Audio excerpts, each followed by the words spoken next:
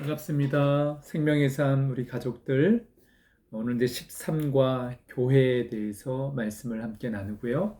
14과는 교재에 있는 내용을 충실하게 성경을 찾아서 적으면 될 것 같습니다.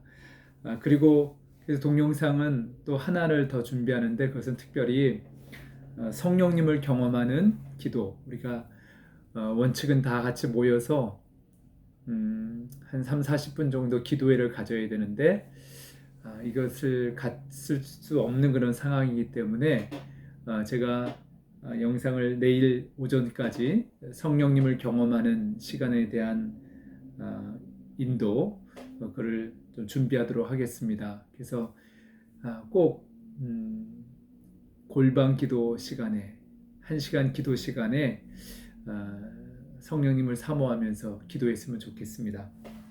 오늘 13과 교회에 대해서 함께 나누는데요. 암송 구절이 전부 12구절인데 이제 6, 7개 이렇게 우리가 암송을 진행해 오고 있습니다. 제가 첫 서론에도 오리엔테이션에 했는데 12개 성경 구절을 한꺼번에 암송하면 제일 좋고요. 그래서 지금 한 절반 정도 우리가 암송했는데 시간 될 때마다 이 성경 구절 한꺼번에 제가 교재 안에 프린트를 해놨습니다. 시간 날 때마다 암송을 한번 해보도록 노력하면 유익함이 있습니다. 오늘 교회란 무엇일까요? 성경은 한 번도 교회를 건물이 교회라고 말한 적이 없습니다.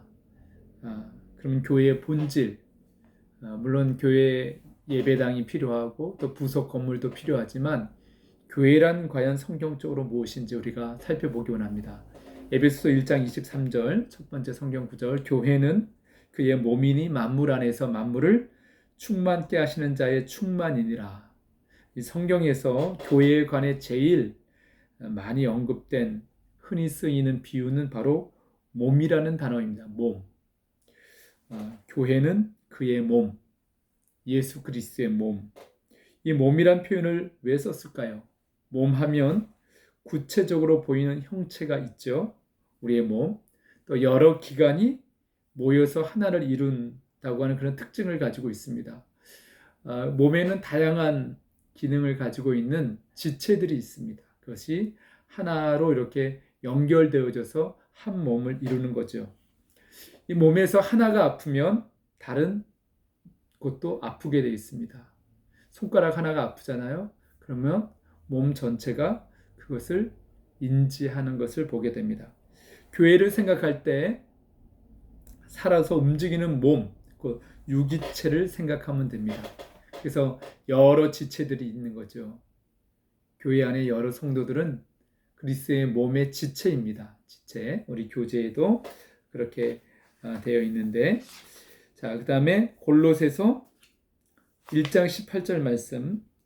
교회는 건물이 아니고 지체입니다. 우리가 이것을 기억했으면 좋겠고요. 골로새서 1장 18절 말씀을 제가 읽겠습니다. 그는 몸인 교회의 머리라. 그가 근본이요 죽은 자들 가운데서 먼저 나신 자니 이는 친히 만물의 의뜸이 되려 하시며. 여기서 그는 누구일까요? 예수 그리스도시죠. 그래서 교회의 머리는 그리스도입니다. 그리스도이십니다. 사람이 머리 노릇을 하려 하니까 문제가 생기는 것이에요. 가정에서도 그렇고 우리가 몸담고 있는 현실적인 교회에서도 머리는 예수님이신데 사람이 머리 노릇을 하려고 하니까 문제가 생길 수밖에 없습니다. 머리란 명령한다는 뜻이죠. 우리는 예수님의 명령에 순종하고 예수님을 따르는 그런 성도들입니다. 교회는 예수님과 직접 연결되어 있고 예수님이 하자고 하는 대로 또 예수님의 소원을 우리가 이루어 드리는 것, 그런 외에 다른 목적이 없어야 합니다. 다른 것이 목적이 될 때는 교회는 문제가 생길 수밖에 없습니다. 한마디로 예수님이 대장 되셔야 합니다.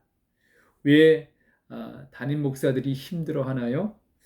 제가 담임 목사지 않습니까? 마치 저 자신이 교회의 최종 책임자라고 착각하고 있기 때문에 그렇습니다. 그걸 내려놓아야 돼요. 책임자죠. 이 건물에 대해서도 그렇고 대표자이기 때문에 제가 책임져야 될 영역이 있지만 최종 책임자는 제가 아니고 누구예요? 예수님이세요. 그래서 과도하게 염려하고 근심하고 책임지려 하는 것, 그것도 바른 믿음이 아닙니다. 교회의 목사님은, 담임 목사님은 담임자는 예수님이세요. 저는 담임 목사라고 하지만 예수님과의 관계 속에서는 담임 책임자는 예수님이시고 저는 그 예수님의 명령을 따라 순종할 뿐입니다. 그렇게 생각하면 목회는 쉽습니다. 또 재미있습니다.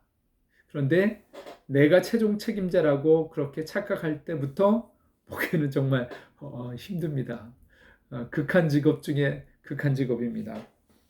담임 목사이신 예수님, 어떤 생각을 가지고 있는지 그 예수님의 생각에 늘 주의를 기울이고 예수님의 소원이 무엇인지를 그것을 들어드리려고 순종하면 교회는 정상적으로 가게 돼 있습니다. 어려움을 만나도 풍랑을 만나도 예수님이 이끄시기 때문에 그 풍랑은 곧 잠잠해질 것이고 소원의 항구로 교회는 가게 되어 있습니다. 그래서 목사는 무엇보다 기도하는 시간을 많이 가져야 됩니다. 꼭 가져야 됩니다. 그래서 예수님이 어떻게 인도하시는지, 예수님 뭐라고 말씀하시는지 예수님으로부터 모든 지시를 받아야 됩니다. 기도하면 편해집니다. 네. 예수님의 명령에 순종하기만 하면 목회는 예수님께서 다 교회에 필요한 것을 공급하시고 채워주시기 때문에 모든 것들이 형통할 수 있습니다. 교회만 그렇습니까? 가정도 마찬가지고 나라의 일도 마찬가지입니다. 문제는 예수님이 최종 책임자가 되지 못하기 때문에 항상 문제가 생깁니다. 교회 직분자나 목자들도 마찬가지입니다. 교회의 주인이 예수님이시기에 예수님의 말씀에 순종하기만 하면 문제는 다 해결됩니다. 우리의 인생도 신앙도 마찬가지죠. 영어로 lordship이 있으면 lordship, 주인됨, 주재권이라고 하는데 어려운 말로 그 주도권을 우리는 항상 예수님께 드려야 됩니다. 기도 시간을 늘려서 예수님이 뭘 원하시는지를 늘 항상 물어야 됩니다. 그래서 교회는 모일 때마다 기도해야 돼요. 제가 많이 회개합니다. 개척 5년, 이제 6년 차인데 우리가 모일 때마다 기도하지 못했어요.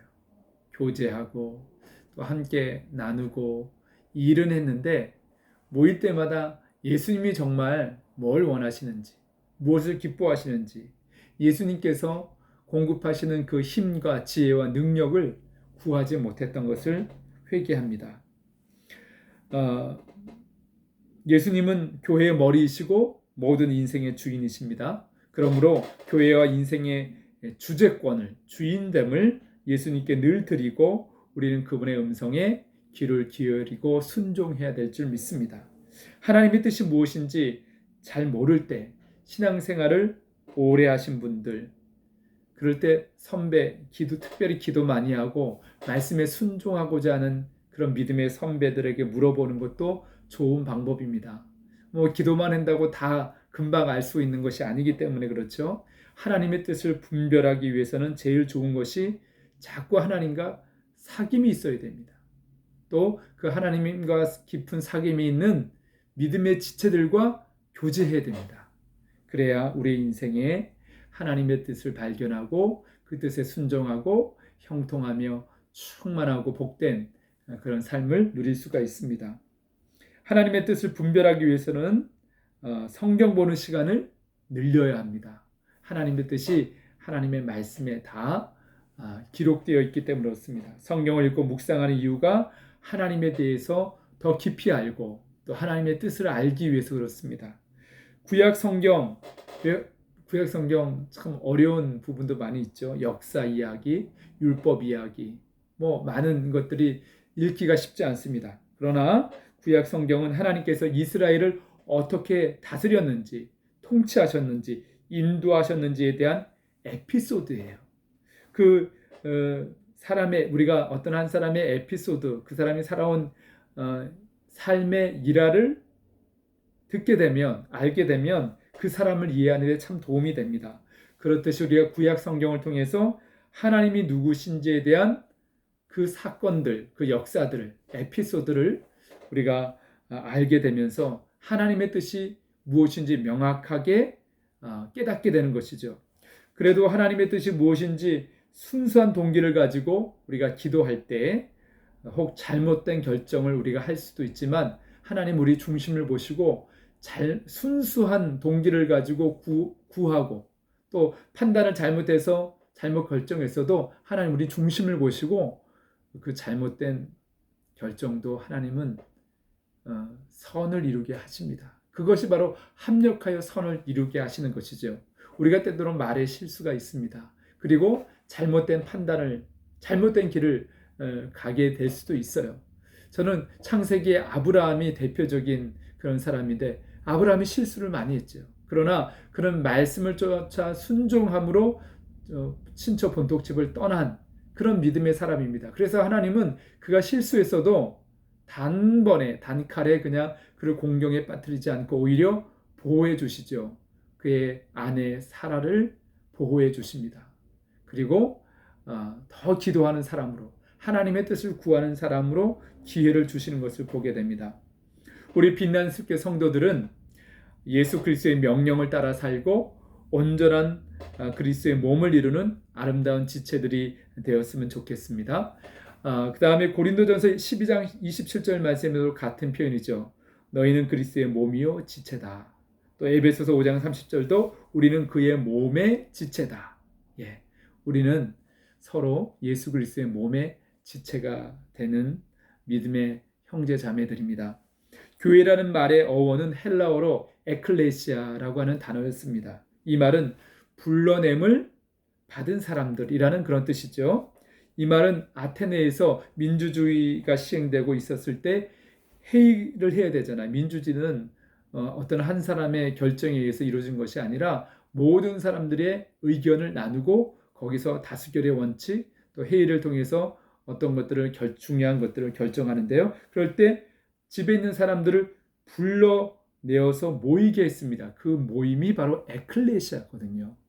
그래서 우리는 사람이 부르는 것이 아니라 우리의 구원자신 예수님께서 우리를 부르셔서 세상 가운데서 구별된 하나님의 자녀, 성도가 되었어요. 그래서 교회입니다. 불러냄을 받은 사람들의 모임. 그래서 이 교회는 모일 회자를 쓰는 거죠. 누가 불렀어요? 사람이 부른 게 아니에요. 사람을 부른 것은 하나님께서 심부름시킨 거예요. 일꾼으로. 우리가 다 전도를 하고 사람들을 교회로 인도하는데 부르는 주체는 하나님이세요. 예수님이세요. 우리는 부르시는 예수님의 일꾼인 거죠. 심부름꾼인 거예요. 그래서 교회는 사람들의 모임입니다. 하나님께서 불러낸 사람들의 모임. 자, 이제 교회의 시작은 어떻게 시작됐는가? 교회를 세우신 분이 누구세요? 네, 마태복음 16장 말씀을 보면 베드로의 신앙 고백을 예수님께서 정말 칭찬하시면서 너의 그 신앙 고백 위에 내 교회를 세우겠다. 그래서 교회를 세우신 분은 예수님이세요.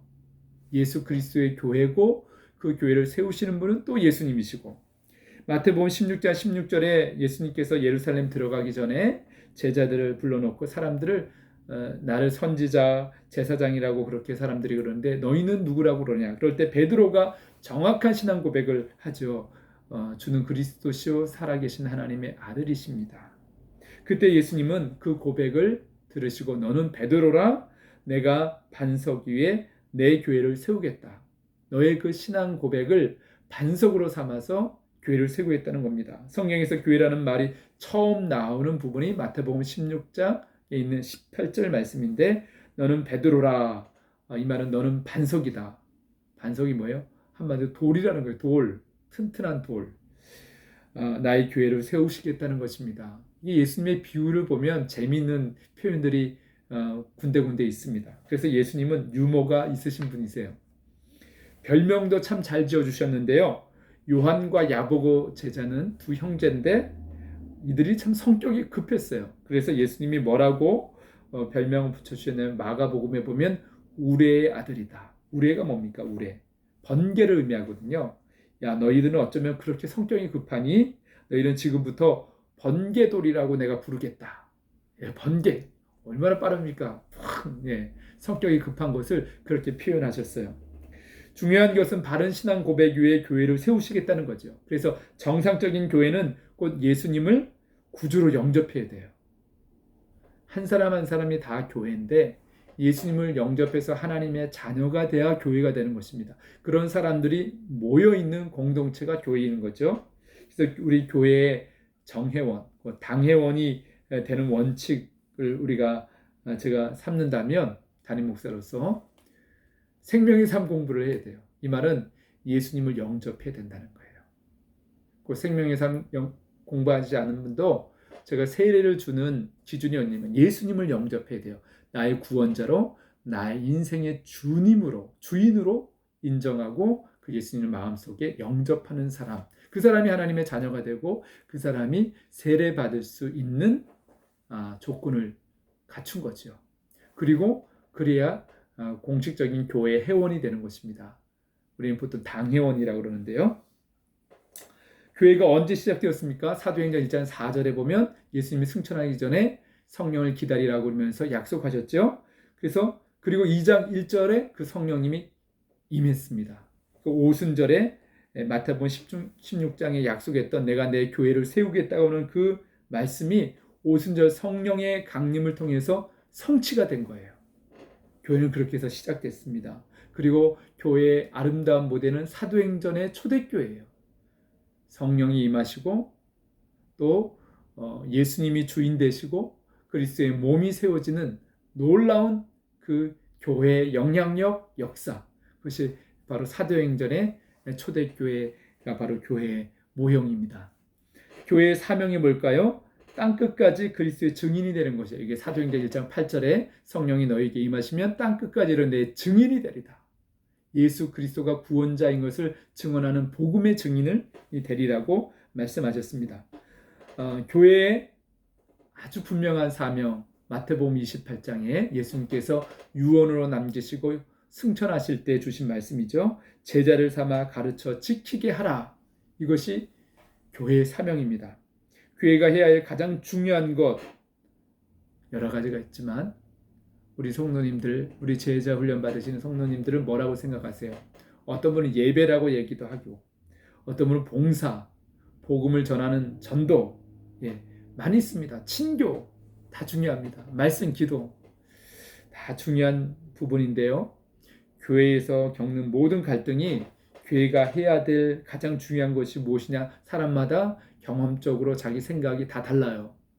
그래서 우리 내가 속한 교회는 왜 가장 중요한데 이건데 이걸 왜 제대로 하지 않지? 그것 때문에 시험에 들어요.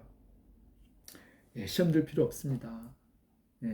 그게 중요하다고 생각하면 먼저 자기가 그것을 이제 헌신하고 그것을 누리고 행함으로 먼저 은혜를 받고 축복을 받으시면 돼요. 그리고 그것을 나누시면 돼요. 교회에 가장 중요한 게 예배다 그러면 예배의 성공자가 되어 보세요. 그리고 그것을 간증하시면 돼요. 그런데 이제 정말 가장 중요한 게 무엇인가? 그것을 나누기 원합니다. 문제는 교회에서 해야 될 가장 중요한 것이 무엇이냐를 내가 생각하고 내가 경험했던 것을 주장하는 것이 아니라 예수님이 뭐라고 말씀하셨는가 그것을 우리가 주목해야 됩니다. 목사님에 대한 불만도 왜 생기냐 하면 자기 생각에 교회가 해야 될 가장 중요한 것을 목사님이 안 하고 계시다고 생각하면 목사님 때문에 시험 들은 거예요. 그럴 필요 없습니다. 그것을 먼저 추구하고 또 목사님께 대화를 통해서 목사님 교회에 가장 중요한 게 이건데 왜 안 하려고 그럽니까? 그렇죠. 목사도 완전하지 못합니다. 자꾸 깨닫게 해주셔야 돼요. 그리고 정말 그 목사님이 정말 가장 중요한 것에 헌신하고 예수님께 순종할 수 있도록 무엇보다 기도하셔야 됩니다. 기도. 목회자를 위한 중보 기도가 목회자를 아름답게 만드는 것입니다. 교회를 건강하게 만드는 것입니다. 교회는 일해야 하는데 그것이 안 될 때는 불만이 생기고 불평이 생기고 심할 때는 교회를 떠나게 됩니다. 그렇죠? 목회자는요, 모든 성도들이 다 동일한 양이에요. 누가 더 좋고 누가 더 내 마음에 들고 그런 거 없어요. 그런데 많은 성도들은 오해하죠. 우리 목사님은 누구를 더 사랑해, 편해. 그렇지 않습니다. 제가 목회를 아주 오래 하진 않았지만 목회를 해보니까 모든 목사님의 마음은 동일할 것 같아요.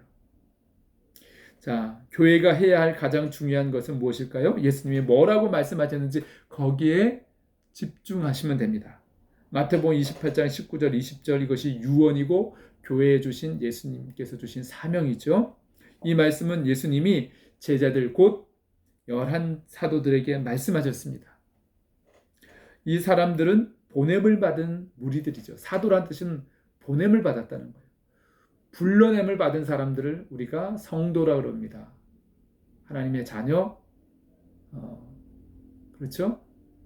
우리가 교인이라고 해도 틀린 말 아닌데 정확한 면은 성도예요. 그런 그 성도들이 사명을 가지고 세상 가운데 보냄을 받았던 대표적인 예수님은 딱 12명만 남겨두고 정확히 11명 남겨두고 승천하셨어요.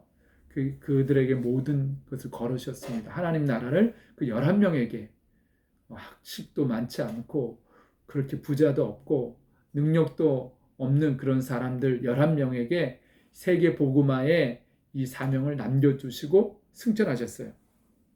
그들을 사도라고 하는 것은 보냄을 받았다는 사람들입니다. 이 사람들은 한 군데 머물러서 목회를 하는 정주 목회자들이 아니라 복음을 들고 세상 끝까지 가는 그래서 선교 여행을 통해서 교회를 세우고 지도자를 임명하고 그리고 또 다른 곳으로 떠나는 거예요. 요즘 말하면 선교사들입니다. 그들에게 주신 사명 그것은 지금 모든 그리스도인들에게 준 모든 교회에 주신 사명입니다. 우리 그 교회에 주신 사명의 말씀을 더 세분해서 우리가 좀 이해할 필요가 있습니다. 이 명령에는 전부 4개의 동사가 있습니다. 다 명령이죠. 첫 번째는 가라, 가서. 두 번째는 제자를 삼아. 세 번째는 세례를 주고. 네 번째는 지키도록 가르쳐라. 이 헬라어 원문에 4개의 동사가 등장하는데 이 동사에는 넷 중에는 그 중에 하나는 이 원어 성경에 명령형 가장 중요한 명령은 하나 있습니다. 나머지는 분사구죠. 분사형으로 이 명령에 다 연결이 되어 있어요. 그러면 이 4명령 중에 가장 핵심이 뭘까요? 그게 바로 제자를 삼아. 이게 바로 원동사예요. 제자를 삼는 게 중요합니다. 구원받게 하는 거죠. 예수 그리스도를 영접해서 구원받아서 제자를 삼는 겁니다. 이게 제일 중요합니다. 그래서 가서 제자를 삼아라. 이게 주님의 명령인데 나머지는 그것을 제자 삼기 위한 방법을 제시해 주시는 것입니다. 가서 세례를 주고 가르쳐 지키게 해라. 제자 삼는 것이 본질입니다. 교회의 궁극적인 목적은 예수 그리스도의 제자를 만들라는 것입니다. 그렇기 때문에 교회에서 해야 할 가장 중요한 것은 제자를 만드는 것이에요. 이것이 교회가 존재하는 가장 중요한 목적입니다. 이게 예수님의 명령이에요. 그래서 지금 우리는 생명의 삶이라고 하는 가장 기초적인 제자 훈련을 하고 있습니다. 기초적인 거죠. 내가 다 아는 건데. 근데 이게 튼튼하게 기초가 되어야 돼요. 그리고 뼈대를 이루어야 됩니다. 이게 제대로 되지 않으면요, 더 많은 좋은 훈련을 받아도 사실 이 훈련 이후에 그 다음에 화려하게 다양한 훈련을 받을 의미가 있는 거예요. 자, 제자의 특징이 뭘까요? 배우고 따라하고 전수하는 거죠. 제자는 언제든지 배우고 전수할 수 있어야 진짜 제자입니다. 우리는 뭘 배우고 뭘 전수할 수 있을까요? 예수님의 말씀. 그런가요? 예, 맞는 것 같은데 더 깊이 들어가면 예수님의 말씀이 아닙니다. 예수님 말씀하셨죠. 그러나 더 본질은 예수님의 삶입니다. 예수님의 인격입니다. 예수님의 삶과 인격까지 따르고 닮아가지 않고 그냥 예수님의 말씀만 배우는 지식적인 성경 공부는 진짜 제자가 되는 게 아니에요. 우리가 지금 이렇게 영상으로 강의를 듣고 이 교재를 풀고 과제를 냈다고 해서 제자가 되었다? 아니라는 거예요. 잘 들으세요.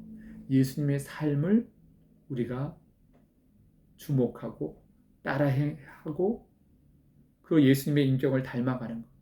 그래서 성령을 체험해야 됩니다. 성령님만이 예수님이 누구신지를 실제로 경험하게 하시고 그리고 순종하게 하시고 예수님의 삶을 닮아가게 하십니다.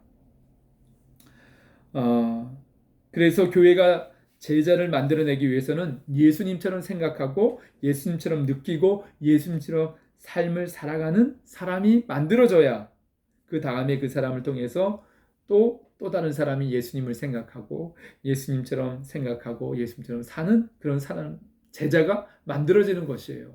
그래서 제자는 태어나는 것이 아니고 훈련으로 되어진다는 거예요. 그래서 예수님도 3년 반 정도까지 이 12명의 제자들은 함께 동고동락했어요. 그 중에서도 실패자가 다 사실은 실패했어요. 나중에 성령을 충만하게 받고 그리고 나서 진짜 제자의 삶을 살아가게 되는 것을 보게 됩니다. 우리가 목장에서 삶을 나누는 이유가 여기에 있어요. 삶을 나눠야 돼요. 목원들이 목자를 닮아갑니다. 이 담임 목사가 많이 부족해서 걱정입니다. 여러분들이 제가 전하는 말을 배우는 것이 아니라 제 삶을 보는 거예요. 그 영향을 받는 거예요. 부모, 정말 훌륭한 부모가 되는 것은 말에 있지 않아요. 이렇게 해라 저렇게 해라 말 가지고 자녀들이 부모를 닮아가는 것이 아니라 부모의 모습, 부모의 삶을 보고 닮아가는 거예요. 물론 말도 닮아가죠. 말만 해서는 안 되는 것이 아니라 삶을 보여주는 거예요. 자연스럽게 닮아갑니다. 그래서 참 습관 하나하나가 중요해요. 부모가 보여주는 삶의 습관을 그대로 자녀들은 무의식적으로 닮아가게 되어 있습니다. 목원들은 목자를 닮아가고요. 성도들은 담임 목사를 닮아가게 되어 있습니다. 준목자는 목자가 하는 대로 또 남들을 섬기는 거죠. 목원들을 섬기는 것입니다. 이것이 예수님의 삶을 본받는 것입니다. 제자가 된 성도들이 또 다른 사람들을 제자로 만드는 것, 이것이 진짜 교회의 존재 목적이에요. 그래서 삶의 변화와 간증이 끊임없이 있어야 됩니다. 나누어져야 됩니다. 간증이 끊어진 그런 교회는 죽은 교회예요. 우리 빛나는 교회 간증이 자꾸 나누어지고 또 도전을 받아야 됩니다. 이것을 위해 우리는 가라고 하는 예수님의 명령에 순종해야 됩니다. 어디로 가야 되나요? 세상을 향해서 인생의 유일한 해결자가 되시는 예수님, 그 예수님의 이름을 가지고 세상을 향해서 가야 됩니다. 예수님이 모든 문제에 해답이 되어 주셔요. 해답이세요. 가장 중요한 문제가 뭐입니까? 죽음이에요. 죽음의 문제를 해결해 주신 분이 예수님이잖아요. 예수님이 해답이 될 거라는 이 가능성조차 생각해 보지 않은 수많은 사람들이 우리 주변에는 있습니다. 몰라요. 들었어도 그 복음을 들을 귀가 없어서 여전히 부인하고 있는 거죠. 우리는 이렇게 기도해야 합니다. 하나님에 대해서 오해하고 있고 예수님을 싫어하고 교회에 대한 거부감을 가지고 있는 분들 다 하나님 우리 교회에 나에게 붙여주세요. 이게 우리의 기도가 되어야 돼요. 하나님 우리 교회는요 믿음 좋은 사람만 등록하게 해주세요. 돈 많은 사람, 학벌이 좋은 사람, 성품이 좋은 사람, 영향력 있는 사람 다 우리 교회에 오게 해주세요. 이걸 하나님께서 기뻐하는 기도가 아니에요. 하나님 부인하고 복음을 거절하고 부족하고 가난하고 병들고 이런 사람들, 복음이 필요한 사람들 하나님 우리 교회에 보내주세요.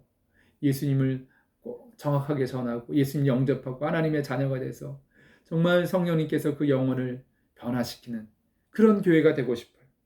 우리 모두의 기도 제목이 됐으면 좋겠습니다.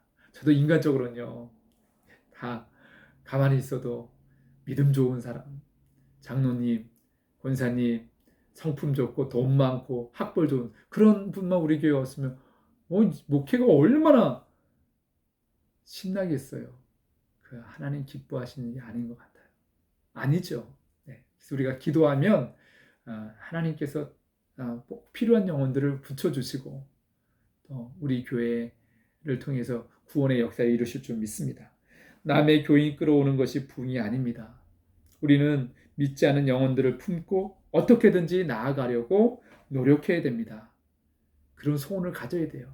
그런 소원을 주십니다. 그러면 주님께서 더 많은 필요한 것들을 우리 교회가 약하니까 일꾼들도 보내주시고 하시는 거죠.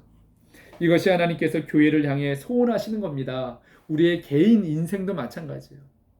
정말 축복의 인생이 되길 원하십니까? 하나님, 나를 통해서 구원의 역사를 이루어 주세요. 우리 가정을 통해서 구원의 역사를 이루어 주세요. 이것이 가장 소원의 기도가 되는 인생, 그런 가정, 그런 교회, 하나님 축복해 주십니다. 그것이 성경의 약속입니다. 세상에 가서 관계를 맺기 위해 함께 놀아줄 수 있지만 목적은 결국은 예수님을 전하는 것입니다. 왜? 예수님이 유일한 인생의 해결자이시기 때문에 그렇습니다. 예수님을 영접하고 세례를 주는 것에 그치는 교회는 많습니다. 거기서 그치는 것이 아니라 가르쳐 지키게 해라. 제자로 만들어라. 제자 훈련을 시켜라. 그것이 예수님의 명령이에요. 그래야 그 사람이 진정한 예수님의 제자가 돼야 또 다른 잃어버린 영혼을 위해서 그의 발걸음을 옮기고 또 예수님을 전하고 세례를 주게 되고 그렇게 되는 거죠.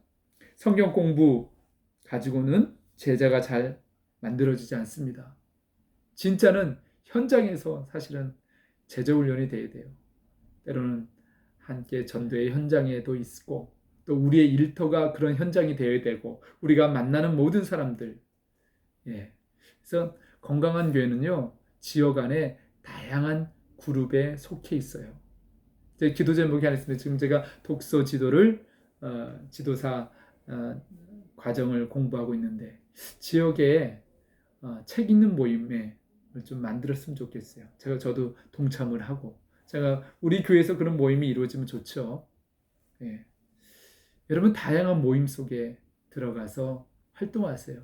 그러나 그 모임에 잃어버린 영혼 찾아서 구원하는 일에 쓰임받기를 주님의 이름으로 축복합니다. 왜냐하면 사람들은 듣고 배우지 않고 보고 배우기 때문입니다. 우리의 삶을 보고 배워요. 지금 생명의 상 공부하고 있지만 이것은 예수님의 제자가 되기에는 참 미약합니다. 다만 신앙의 문제에 대한 궁금증을 우리가 해소하고 신앙의 기초를 놓고 이것을 정리하기 위해서 참 중요한 공부예요. 이것도 안 하고서 진짜 제자 되기 어렵습니다. 보고 배우는 것이 진짜입니다. 그게 무서운 거예요. 예수님께서 제자들을 훈련시키신 장면을 우리가 마가복음 3장 13절 15절에서 보게 됩니다. 여기 제자 훈련의 핵심이 여기 있거든요. 또 산에 오르사 자기의 원하는 자들을 부르시니 나아온지라. 이에 12를 세우셨으니 이는 자기와 함께 있게 하시고 또 보내사 전도도 하며 귀신을 내어쫓는 권세 권능도 있게 하려 하심이로라. 예수님께서 제자를 만드시는 원리를 생활을 같이 하셨다는 겁니다. 그래서 예수님의 제자 훈련은 말로 가르치는 것이 아니라 예수님과 생활을 같이 하면서 그것을 직접 경험해 보는 거죠. 그러다 어쩔 때는 2명씩 짝을 지어서 보내서 실습을 시킵니다. 이 실습, 이게 훈련이에요.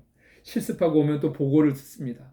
모든 이 교육이라는 것은 그렇게 하는 겁니다. 실습하고 과제를 만들어 보고 발표하고 보고하고 그렇죠? 우리 빛나는 교회가 지향하는 교회는 성경적인 교회인데 목장교회예요. 어떤 분 가정교회라고 그러는데요. 신약의 성경적인 교회에 가장 가까운 형태죠. 목장교회 모임을 통해서 가장 효과적으로 영혼을 구원하고 제자 만드는 교회의 목적을 잘 이뤄낼 수 있다고 저는 확신합니다. 왜? 제가 추구하는 교회예요. 이거는 선택의 문제가 아니에요. 왜? 성경적인 교회이기 때문에 그렇습니다. 목장교회 모임이 곧 제자 훈련이 되어야 됩니다. 거기서 목자의 헌신된 모습, 섬김의 모습, 예수님의 성품을 닮은 모습을 보고 목원들이 배우는 거예요. 그리고 또 다른 영혼들 섬기는 거죠. 이게 진짜 제자 훈련이고 목장교회입니다. 앞으로 빛나는 교회 성역 공부는 이제 생명의 삶 있죠. 또 삶 공부가 있어요. 기도의 삶, 또 새로운 삶, 하나님을 경험하는 삶, 이런 좋은 교재를 가지고 성경 공부가 원래는 쭉 커리큘럼이 있어요. 이게 첫 번째 기초가 생명의 삶입니다. 제자를 만드는 것은 목장 모임에서 이루어집니다. 진짜 제자는 목장 모임에서 이루어지는 거예요. 목장 교회에서 서로 틀리면 싸우고 안 만난다 그러고 그러다가 또 화해하고 용서하고 사랑을 회복하고 이걸 반복하면서 아름다운 공동체를 이루어지는 거죠. 가정도 마찬가지고요. 이것이 제자 훈련입니다. 섬겨야 한다는 말하는 것보다 누가 또 이사할 때 가서 도와주고 이러면서 서로 돕는 거, 몸에 이것이 배이는 거죠. 참 그 이웃에 대한 관심을 가져야 돼요. 저도 목사지만 그런 게 좀 아직 부족해요. 우리 밑에 집에서 이사 왔는데 제대로 인사도 못하고 그렇게 살고 있습니다. 제가 먼저 실천해야 되겠죠? 예수님의 제자 훈련 방식은 보고 배우는 겁니다. 목장 교회는 제자 훈련의 그런 마당이에요. 잔이에요. 문제가 생겼을 때 옮긴다고 문제가 없어지는 거 아닙니다. 어디에 가서도 똑같은 사람 만나요. 그렇죠? 그곳에서 극복하는 훈련, 그래서 단련되어지고 그래야 정금 같은 믿음의 사람으로 더 아름답게 쓰임받을 수 있습니다. 여러분 교회 옮기면요 또 비싼 사람 또 만나요. 여기서 통과돼야 돼요. 합격해야 돼요. 서로 부대끼면서 배우는 것이 제자 훈련입니다. 그래야 성장됩니다. 그래야 정금 같은 믿음의 사람이 됩니다. 조직으로 돌아가면 부대낄 일이 별로 없지요. 그러면 진짜 성장은 경험할 수 없습니다. 목장 안에서 삶을 나누고 서로 격려하고 서로 배우며 작은 천국을 경험할 수 있어야 그게 진짜 교회의 본질입니다. 이것이 우리가 추구하는 목장 교회입니다. 그렇기 때문에 목장에서 솔직한 이야기가 나와야 돼요. 그 바깥으로 옮겨가지 않도록 주의해야 되고요. 간증을 통해서 저분은 저런 문제 때문에 어려웠는데 저렇게 또 해결했구나 하면서 알게 되는 거죠. 목장 모임은 잘난 이야기보다는 잘못한 이야기를 더 많이 나누는 것이 유익합니다. 잘난 이야기 많이 하는 건 잘난 거 그냥 하나님께 감사하고 하나님께 영광 돌리고 대신에 잘못한 이야기, 실패한 이야기. 그런데 하나님이 나를 붙잡아 주셨다. 함께 울고 함께 서로 위해서 기도하면서 그러면서 성장해 가는 것. 교회는 예수님의 제자가 만들어져야 하고 목장교회는 삶을 나누고 회개하고 변화되면서 점점 제자가 되고 조금씩 성장하고 성숙하면서 다른 사람들을 도와줄 수 있어야 합니다. 그게 교회가 존재하는 목적이에요. 그래서 앞에서 나왔지만 교제도 있지만 교회 존재 목적, 영혼을 구원해서 영혼 구원의 핵심은 예수님을 영접하는 거예요. 우리 신앙의 진짜 첫 단추는 예수님을 영접하는 거예요. 그래서 예수님과 인격적인 교제가 시작되는 거예요. 그게 바로 성령님이 성령의 세례를 받는 것과 동일한 겁니다. 이거 없이 신앙생활 20년, 40년, 60년도 할 수 있어요. 그러니까 변화가 없는 거죠. 변화가 있어도 악한 그런 모습이 악한 영향력을 미칠 수밖에 없습니다. 사랑은 받은 것만큼 사랑할 수 있습니다. 그게 목장에서, 가정에서, 교회에서 이루어져야 되는 것이죠. 14과는 성경을 찾아 답을 적으시기 바라고요. 당회원, 정회원이 되는 우리 교회의 이 교재에 있는 것, 생명의 삶 공부하고 세례 받고 그리고 입교하는 거예요. 정회원으로 정식 등록하는 거죠.